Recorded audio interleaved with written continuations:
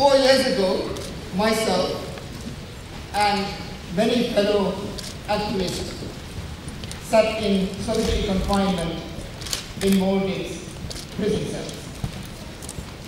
We sat in those jails not because we had committed any wrong.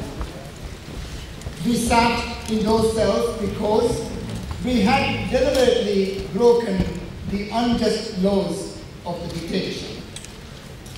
We had spoken out for a cause in which we believed. That cause was freedom and democracy. There were times sitting in that prison when I felt more alone than you can imagine. There were times when I started to believe the doubters, who said the Maldives would never become free. Sometimes it felt like the doubters were right. The dictatorship had all the guns, bombs, and the tanks. We had no weapons other than the power of our word and the moral clarity of our cause. Many democracy activists like us had vanished, forgotten by history, their struggle a failure. But in spite of the odds, we refused to give up hope. We refused to listen to the voice of doubt and discouragement.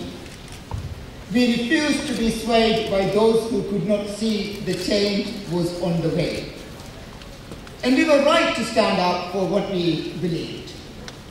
We won our battle for democracy in the Maldives. I stand before you today as the first democratically elected president in the history of our country.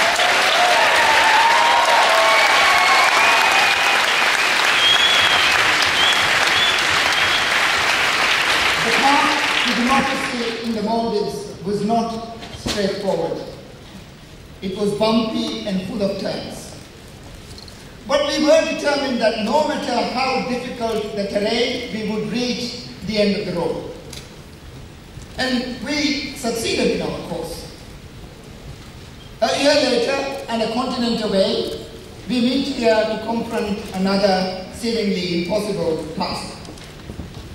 We are here to save our planet from the silent, patient, and invisible enemy that is climate change.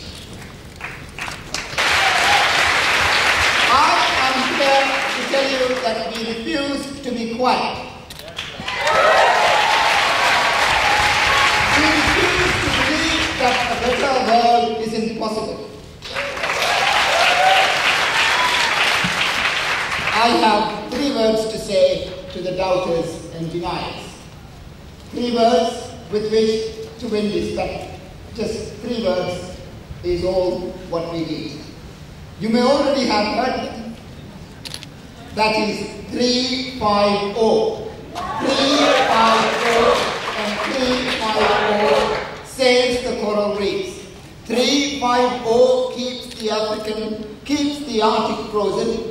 350 ensures that our country survives. 350 makes a better world possible.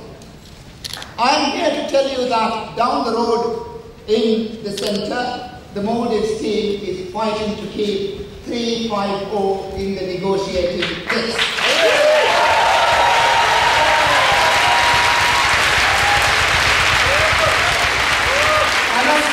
I must tell you that they need all the help that they can get from you.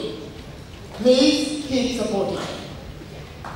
And the good news is that we are now part of a growing bloc of nations, all committed to keeping 350 as the central guiding goal of global survival plan. These nations need help and support too. I'm not a scientist, but I know that one of the laws of physics is that you cannot negotiate with the laws of physics. 350 is a law of atmospheric physics. You cannot cut a deal with Mother Nature, and we don't intend to try doing that. This is why, in March the Maldives announced plans to become the first carbon neutral country in the world.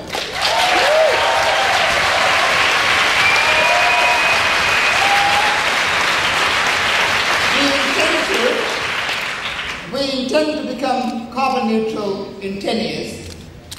We will switch from oil to 100% renewable energy. And we will offset aviation pollution until a way can be found to decarbonize air transport too.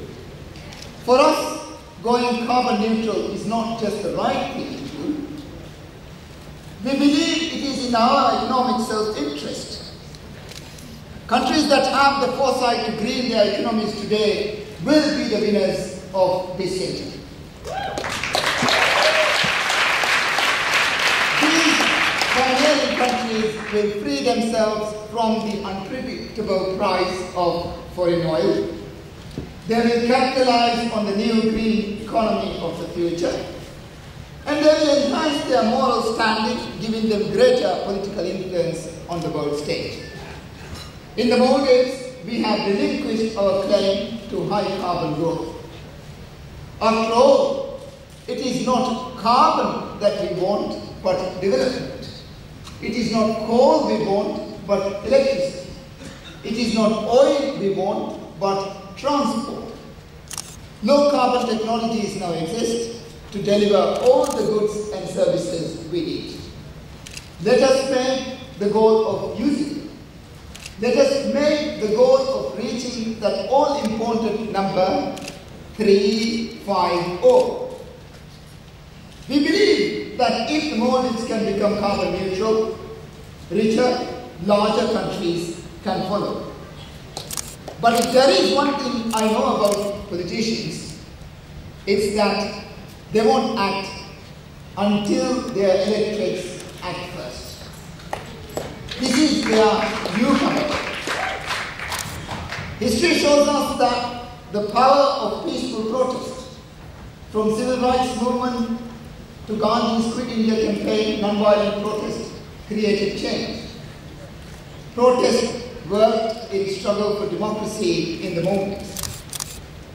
And on 24th October, we saw how protests across the world put 350 firmly on Copenhagen agenda. My message to you is continue the protest. Continue after Copenhagen. Continue despite the odds. And eventually, together, we will reach that crucial number 350.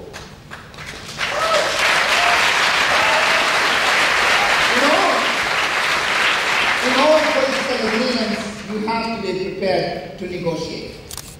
You have to be prepared to compromise, to give and to take. That is the nature of politics. But physics isn't politics. On climate change, there are things on which we cannot negotiate. There are scientific bottom lines that we have to respect. We know what the laws of physics say, and I think you too. The most important number in the world, the most important number you will ever hear, the most important number you'll ever say, these three words, 350, 350.